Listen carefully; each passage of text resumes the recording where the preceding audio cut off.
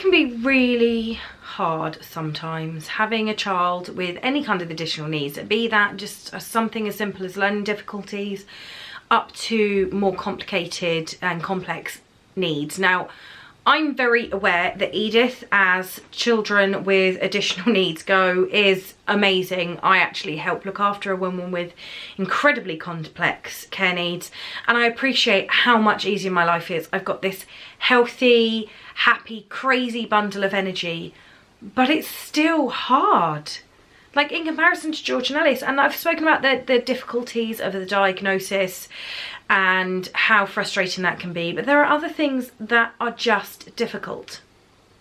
Recently, she slept quite well for 2 weeks, and I just started to feel normal, and I thought, 2 weeks, we cracked it. No, definitely have not cracked it. The last 4 nights, oh, so exhausting. She spent time in this bed, this one here, with these fluffy cushions actually, and being very chatty or just fidgeting a lot, stuff that meant I have not slept. And the first day she came in, she woke up at 4 AM sobbing her little socks off because she could not find her rarity My Little Pony toy. Exhausting at times, exhausting.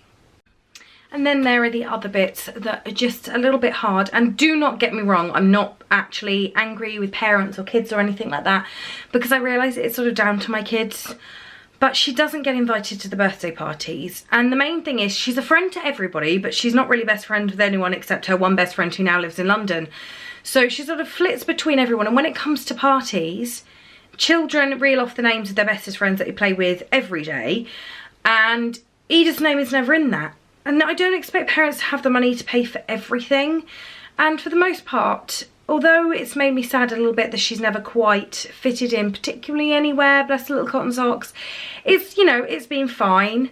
But recently, it started to get her. Like, kids are talking about the parties they've been to in the classroom, and she's not been invited. And a couple of times she's come home and she said, oh, it's such and such's birthday. And I said, oh, is it? That's nice. And they had a party and I didn't go. And I said, no, sweetie, you didn't. But we were busy and we've been to Legoland, we've done this and everything. So we had lots and lots of fun. She's like, okay. But today one little girl was handing out thank you notes for her birthday party. I'm assuming it was thank you notes, or maybe she was handing out birthday invites. Anyway, so Edith goes over and she's got a handful of masses of envelopes. And she asks, and there isn't one for Edith. And I try not to be pathetic, but she came over and she said, she's handing out notes and I didn't get one. There isn't one for me. I said, no, sweetie, I know. And she said, I wanted a note. I said, I know, baby. And her face. You cannot even imagine. No, you know what, as a parent you can imagine. She was so heartbroken. Her whole face went, and I just stood there and I actually, my eyes welled up and I just had to just like breathe and swallow this massive lump in my throat because I didn't want to cry in the playground. And I just gave her a big hug, and her chin was going and her lip was out, and she's just, and I was like, it's okay, we're gonna go to Legoland, we're gonna go to Chessington, we're gonna feed the giraffes, we're gonna do all of this stuff, and it's okay. And I think the teacher saw that I looked like I was about to burst into tears, and Edie looked sad. She was like, are you okay? And I was like, it'll be fine. And I'm not angry at anyone, but I am sad that my daughter is heartbroken. But it is what it is. And the thing is, she's not good socially, so I don't expect to have her as number one on the list. I just wish it didn't upset her. And until recently, it's only very rarely made her sad. But today, you know, our children with autism, some may talk, some may seem relatively normal, but they can't cope in social situations, and they can't cope doing some of the things that normal children can do, that George and I can do. Edie can't deal with them. I mean, these are a license. These live in my handbag, and they mean that we can now go to towns, and we have gone to places like Legoland.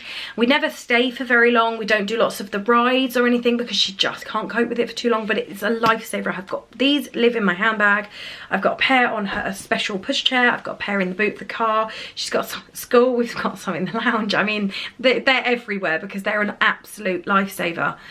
But it doesn't stop the heartbreak in some places for some reasons, and it made my heart hurt earlier.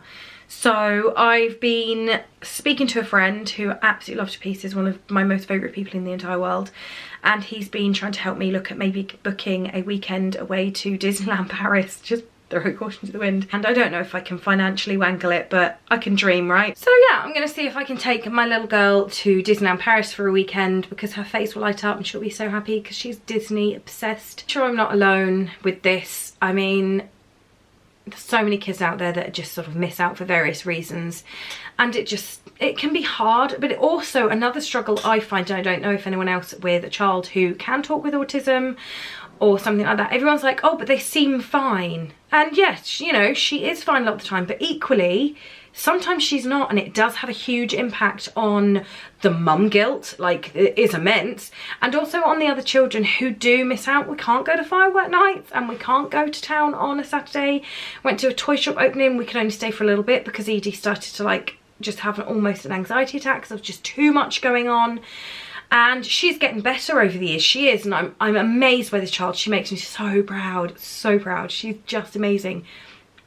But I get mum guilt that George and Alice miss out on a lot because of Edith's, you know, difficulties, shall we say. But I'm so proud of her. And I know I've mentioned things like this before. I realise I'm sort of repeating myself, but hey, it's an update and we've still got the same problems. I just think today's upset was very much paramount and on my mind.